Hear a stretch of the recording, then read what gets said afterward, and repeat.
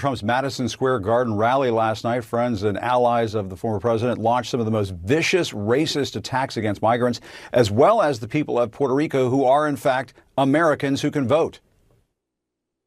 The illegals, they get whatever they want, don't they? Do you believe that Americans deserve to be protected from illegal aliens who come into our communities? Our way of life, our history, and our inheritance are all at stake. Who's going to stand up and say the cartels are gone, the criminal migrants are gone, the gangs are gone, America is for Americans and Americans only? Let's discuss now with CNN political commentator Paul Begala and former spokesperson for Republican Governor Doug Burgum's presidential campaign, Lance Trover. Lance, let me start with you. What did you think of this rally last night at Madison Square Garden? Was that a good idea to have, people like that comedian up there spewing that kind of hatred?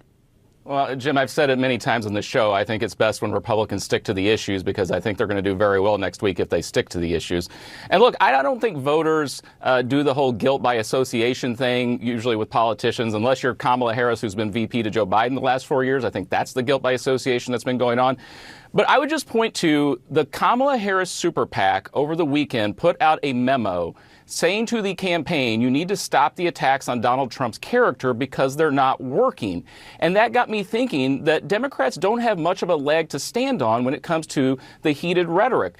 Tim Walz himself, before this event even happened over the weekend, was comparing it to a Nazi rally that happened in the 1930s. The last several weeks of the Harris campaign have been spent talking about Donald Trump as a fascist, saying he's a threat to democracy, comparing him to Hitler. So I'm not sure they have much of a leg to stand on when it comes to this stuff. And I would just point out. Lance, I mean, you have a comedian, telling jokes that, you would hear at David Duke's birthday party. I mean, this was vile, hateful stuff. And by the way, Puerto Ricans are Americans. I've said it once, I've said it again, I'm going to say it a bunch of times on this program. Puerto Ricans are Americans who can vote. Yeah, absolutely. Do I think they could have got a better comedian last night? Heck, yes. Something that fell flat. Now, this is not something that he said, but this is part of the opening acts. There was a comedian who said, and I know you have been talking about this in your coverage, Jess, about the comedian who completely denigrated all Puerto Ricans and the island of Puerto Rico.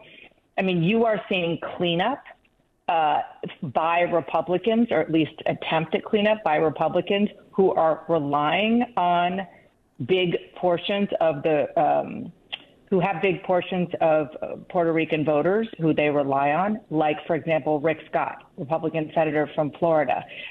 He released it.